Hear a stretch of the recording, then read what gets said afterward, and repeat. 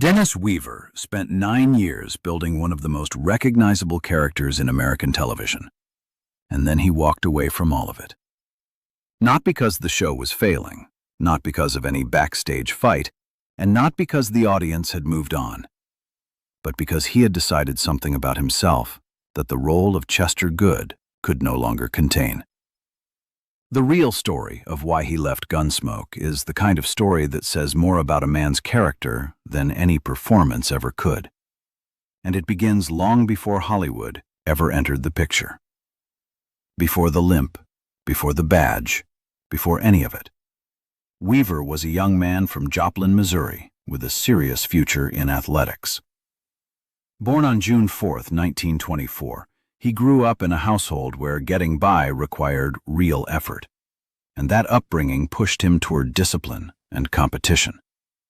Track and field became his world, particularly the decathlon, and his ability earned him a scholarship to the University of Oklahoma. For a kid from a modest background, that scholarship represented something enormous, and he used it, training hard and competing at a level that suggested a professional athletic career was genuinely within reach.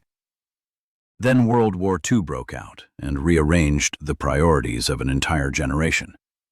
Weaver, like so many others, set aside what he had been building and went to serve. When he returned and resumed his studies in Oklahoma, the athletic gifts were still there, but something else had started pulling at him. Acting classes happened almost by accident, the way transformative things often do, and what he discovered on stage was a kind of engagement that running a race had never produced. The thrill of inhabiting a character, of telling a story through another person's body and voice, turned out to be what he had been looking for, without knowing he was looking. The decision to abandon athletics for performing arts was not a small one, and nobody in his life could have mapped out a clear path from where he stood to where he wanted to go. After graduating, he moved to New York City and enrolled at the Actors Studio, the same institution that had shaped some of the most powerful screen presences in Hollywood history. He worked the craft seriously, studied under rigorous coaches, and began the long, uncertain grind of trying to turn talent into a career. Small stage roles led to small screen parts, odd jobs filled the gaps, and years passed with more rejection than recognition. That period of his life gets glossed over in most tellings, but it mattered enormously, because the hunger and patience it built in him would later explain why he was not content to stay comfortable once comfort arrived.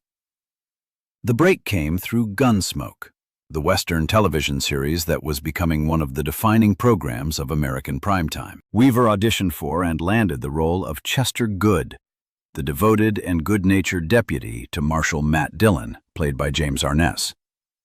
What he did with the character was not what the scripts alone would have produced. He gave Chester a distinctive limp, an accent soaked in earnest goodwill, and a warm comedic timing that balanced perfectly against Arness's quiet authority. Audiences connected with Chester immediately and completely. The chemistry between the two actors felt genuine because, to a significant degree, it was, and viewers sensed that. For nearly 9 years, from 1955 to 1964, Weaver played Chester Goode, and the show flourished around that relationship. But somewhere inside that run, Weaver had begun to sense the walls closing in, not literally, and not because of any conflict on set, but because he could feel that the role had reached the outer edge of what it could give him as a performer. He wanted to play leads. He wanted characters with a different range, different moral weight, different demands on his craft. Chester was beloved, but Chester was also a ceiling, and Weaver had never been the kind of person who accepted ceilings without testing them first. His departure in 1964 was not dramatic in the way tabloid stories are dramatic. No blow-up, no ultimatum, no broken contracts. He simply decided it was time, and he left a role that millions of Americans adored, with no guaranteed replacement waiting on the other side.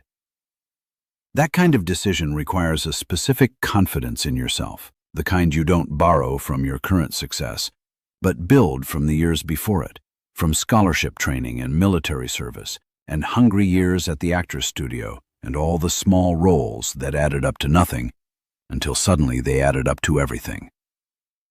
The years after Gunsmoke proved his instinct correct, though not immediately and not without friction. Typecasting is a genuine force in the entertainment industry, and producers who had watched him limp through the streets of Dodge City for nearly a decade struggled to picture him anywhere else. A stint on Gentle Ben, where he played a wildlife officer in the Florida Everglades, raising his family alongside an unusual bear companion, gave him a different register to work in. But the real vindication came in 1970, when he landed the lead in McCloud. McCloud ran on NBC as part of the mystery movie lineup, and it ran for 7 seasons, all the way to 1977. Weaver played Deputy Marshal Sam McCloud, a cowboy lawman from New Mexico transplanted into New York City, and the friction between those two worlds gave the show a constant energy that audiences enjoyed. His performance earned genuine critical recognition, and the series cemented his status as a leading man with the range to carry a show on his own. Chester Goode had made him famous. Sam McCloud proved that fame had not been the ceiling either. Through the 1980s and 1990s, he kept working, guest roles, made-for-television films, appearances across a medium he had helped shape since its early years. The work remained steady even when the spotlight narrowed, which is the mark of someone whose relationship with the craft runs deeper than their relationship with celebrity. His personal life carried its own weight alongside all of this. Shortly after returning from military service, Weaver married Jerry Stowell, and that marriage held for more than 60 years, an extraordinary span in any context, and a near impossible one measured against the pressures of entertainment industry life. Together they raised 3 sons, Richard, Robert, and Rustin, and built a family around values that Weaver consistently described as more important to him than anything his career had produced. He was known, by nearly everyone who knew him, as a man who meant that. In 2003, tragedy reached the family in a manner that stripped away any sense of ordinary grief and replaced it with something sudden and public. His daughter-in-law, Lynn Ann Weaver, wife of his son Robbie, was killed at the Santa Monica Farmers Market when an elderly driver lost control of his vehicle and drove into a crowd. 10 people died that day. For Weaver, a man who had weathered a great deal and built his life around the idea of resilience, that loss landed differently than most. It was the kind of thing that does not fit into any framework a person carries with them. His later years were spent at his home in Ridgway, Colorado, a place he had built quite literally from the ground up, using recycled materials including tires, cans, and bottles, while also drawing its power from solar energy. He called it the Earth Ship, and it was less a statement than a way of living that matched his convictions. Long before sustainable living became a common conversation, Weaver had been talking and acting on these ideas with a consistency that went well beyond what most advocates managed. In 1993, he founded the Institute of Eco-Lonomics, a word he coined himself by fusing ecology and economics, built around the argument that environmental responsibility and economic growth were not opposing forces. Through that organization, he pushed for alternative energy sources, including hydrogen and wind power, and campaigned against America's dependence on oil with a clarity that the years since have done nothing to undermine. In 2004, he led a cross-country drive in vehicles powered by alternative fuels, not as a publicity stunt, but as a demonstration that the technology already existed and was already viable. He also gave significant time and support to animal rights causes, including the Genesis Awards, which honored journalists and entertainment figures for coverage of animal welfare issues. His vegetarianism and his environmental positions were not recent adoptions or image adjustments. They were long-held commitments that he had shaped his life around, decades before they became culturally mainstream. Dennis Weaver died on February 24, 2006, at the age of 81, after a battle with cancer.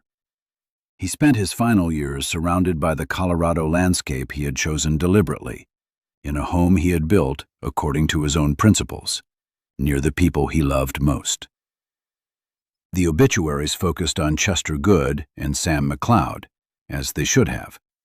But the fuller picture of his life includes a man who left a comfortable role at the height of its popularity because he trusted himself to find something better, who built a 60-year marriage in an industry that consumes relationships, who grieved a devastating loss with as much grace as any person could manage, and who spent decades arguing for a relationship between humans and the natural world that his own life modeled. The decision to leave Gunsmoke was the decision that unlocked everything else. Not because leaving was inherently brave, but because the instinct behind it, the refusal to let a single role define the full range of what he was capable of, turned out to be the instinct he applied to every other domain of his life as well.